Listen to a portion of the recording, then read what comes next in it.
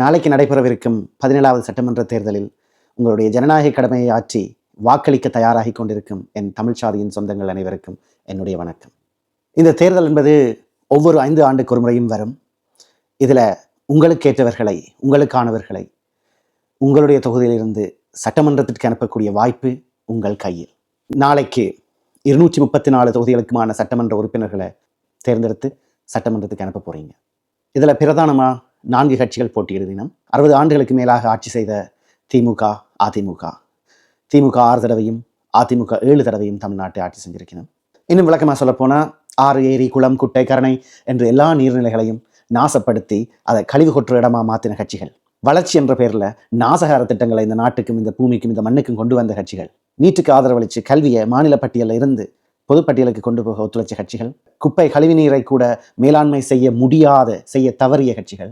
டாஸ்மாக் அரசை நடத்தி எல்லாரையும் குடிக்க வச்ச கட்சி. தமிழ்நாட்டு வேலை வாய்ப்பில் தமிழர்களுக்கு முன்னுரிமை இல்லாமல் மற்ற மாநிலத்தவர்களுக்கு முன்னுரிமை கொடுத்து தமிழனை பின்னுக்கு தள்ளி அடிப்படை தேவையான போக்குவரத்து, சாலை, கல்வி, மருத்துவம் என்று எதிலையுமே தரம் இல்லாமல் கனிம வள கொள்ள, நில அபகரிப்பு என்று திருட்டுகள் செய்து தமிழ்நாட்டு தெருக்களில் தமிழையே காணமோ என்று கேட்கிற அளவுக்கு தமிழ்நாட்டிலிருந்து இல்லாமல் ஆக்கி சாதி ஆணவ படுகொலைகள், காவல் நிலை மரணங்கள், மேல்பாதி, திருப்பரங்குன்றங்கள் போன்ற மதக்கலவரங்கள் ஏற்படுற மாதிரியான சம்பவங்களை நடத்தி பாலியல் குற்றங்களில் உச்சத்தை தொட்டு தூய குடிநீர், சுத்தமான காற்று எதையுமே இல்லாமல் ஆக்கி வேலை வாய்ப்போ, பணியிட மாற்றமோ, பணி உயர்வோ எல்லாத்துக்கும் லஞ்சம், ஊழல் இல்லாமல் எதையுமே செய்ய முடியாதென்ற நிலையை ஆக்கி, சின்ன வேலையை கூட ஊழல் லஞ்சம் கொடுக்காம செய்ய முடியாதென்ற நிலையை உருவாக்கி, தமிழ் மீனவர்கள் கொல்லப்படும் போது கர்நாடகாவிலும் ஆந்திராவிலும் தமிழர்கள் கொல்லப்படும் போது மௌனித்து இருந்து மக்களுக்கு இலவசங்களை மட்டுமே கொடுத்து ஏமாற்றி இந்த தேர்தலிலும் போலி இலவச கவர்ச்சி திட்டங்களை அறிவித்து உங்கள்கிட்ட இருந்து உங்களுடைய பொன்னான வாக்குகளை பெறதுக்கு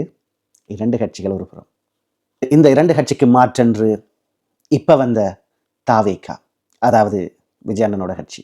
விளக்கமாக சொல்லணுமெண்டா, தமிழுக்கோ, தமிழ் மண்ணுக்கோ, தமிழ்நாட்டு மக்களுக்கோ ஏற்பட்ட எந்த பிரச்சனைக்கும் குரல் கொடுக்காத, கவின் ஆணவ படுகொலை, திருப்பரங்குன்றம் பிரச்சனை, மேல்பாதி பிரச்சனை போன்ற பிரச்சனைகளுக்கு வாயே திறக்காத, அவரை பார்க்க வந்து கரூரில் செத்து போன 41 பேரை விட்டுட்டு ஓடி போய், அவர் மட்டுமில்லை அவற்றை கட்சியே ஓடி ஒளிந்து இங்கே 2 பேருக்கு தான் போட்டி, ஒன்று டிவிகே, ஒன்று டிஎம்கே அப்படி சொல்லி போட்டு, பெரியசாமி போட்டியிடுற ஆத்தூர் தொகுதியில் பிரச்சாரம் நடத்த இல்லை, ஸ்டாலின் போட்டியிடுற குளத்தூர் தொகுதியில் பிரச்சாரம் செய்ய இல்லை, உதயநிதி ஸ்டாலின் போட்டியிடுற சேப்பாக்கத்தில் பிரச்சாரம் செய்ய இல்லை, வேலு, சேகர் பாபு, அன்பில் மகேஷ் பொய்யாமணி, செந்தில் பாலாஜி போன்ற பெரிய அமைச்சர்கள் போட்டியிடுற எந்த தொகுதியிலையும் பிரச்சாரம் செய்யாமல் பாசிச பாஜக கட்சியை தொடங்க சொல்லிட்டு கரூர் பிரச்சனைக்கு பிறகு வாயே மூடிக்கொண்டு பாஜகவை பற்றி கதைக்க எந்த திராணியும் இல்லாமல், தன்னோட ஜனநாயகன் பட பிரச்சனைக்கு கூட வாயை திறக்காம கோலையாக இருந்து கொண்டு தன்னுடைய திரை கவர்ச்சி புகழை மட்டும் வச்சுக்கொண்டு முதல்வராயிடலாம் என்று ஒரு பக்கம். அந்த கட்சிக்கோ அவருக்கோ கொள்கைகள் இல்லை. தேர்தல் அறிக்கையை கூட தானா சுயமாக செய்ய முடியாமல் மற்றவர்களிடமிருந்து களவாடி செஞ்சு இலவசங்களை எதிர்ப்பது போல் முதலில் காட்டிக்கொண்டு திரும்பவும் அதே இலவசம், தாய் மாமன் சீர், சூப்பர் 6 சிலிண்டர், தாலிக்கு தங்கம் என்று மீண்டும் திமுக, அதிமுகவை போலவே கவர்ச்சிகர இலவச ஏமாற்று திட்டங்களை முன்னுக்கு வச்சு கொண்டு தாவேகா, விஜய் ஒரு புறம். வாக்கு கேட்கறதுக்கு கூட 234 தொகுதிக்கு போகாத, வேண்டாம் 38 மாவட்டத்துக்கு கூட போகாத ஒரு கட்சி தலைவர். ஒரு பக்கம் 60 ஆண்டுக்கு மேலாக தமிழ்நாட்டை ஆண்ட அதிமுக, திமுக. அடுத்த பக்கம் நான் தான் மாற்று என்று வந்த தாவேகா. அடுத்ததா நாம் தமிழர் கட்சி. 15 வருடமா எந்த சமரசமும் செய்யாமல் இந்த களத்தில் மக்களோட நின்று மக்களுக்காக போராடி, ஸ்டெர்லைட் போராட்டம், ஆசிரியர் போராட்டம், செவிலியர் போராட்டம், போக்குவரத்து ஊழியர் போராட்டம், நீத்தேனுக்கு எதிரான போராட்டம், பேனா சிலைக்கு எதிரான போராட்டம், தூய்மை பணியாளர்கள் போராட்டம், 8 வழிச்சாலைக்கு எதிரான போராட்டம், பரந்தூர் விமான நிலையத்துக்கு எதிரான போராட்டம் என்று எல்லா போராட்டத்திலையும் பங்கேற்று மக்களுக்கும், நாட்டுக்கும், இந்த மண்ணுக்கும் கேடு விளைவிக்கிற எந்த நாசகார திட்டங்களும் இந்த மண்ணுக்குள்ள வரவிடாம, ஆட்சியில இல்லை ஆட்சிக்கு வரக்கு முன்னே நின்று நிறைவேற்றி வெற்றி கண்ட கட்சி. ஒரு தொகுதியில் ஒரு எம்எல்ஏ ஜெயிச்ச பிறகு அவன்கிட்ட போய் ஒரு குறை என்று சொன்னா, நீ என்ன சும்மாவை ஓட் போட்டு, நீ காசு வாங்கிட்டு தானே ஓட் போட்டு, நீ ஓசி பஸ் ஓசி என்று சொல்ற இந்த காலத்தில் 2021ஆம் ஆண்டு சட்டமன்ற தேர்தலில் சீமானண்ணா திருவொற்றியூர் தகுதியில் நின்று தோற்கடிக்கப்பட்டார்.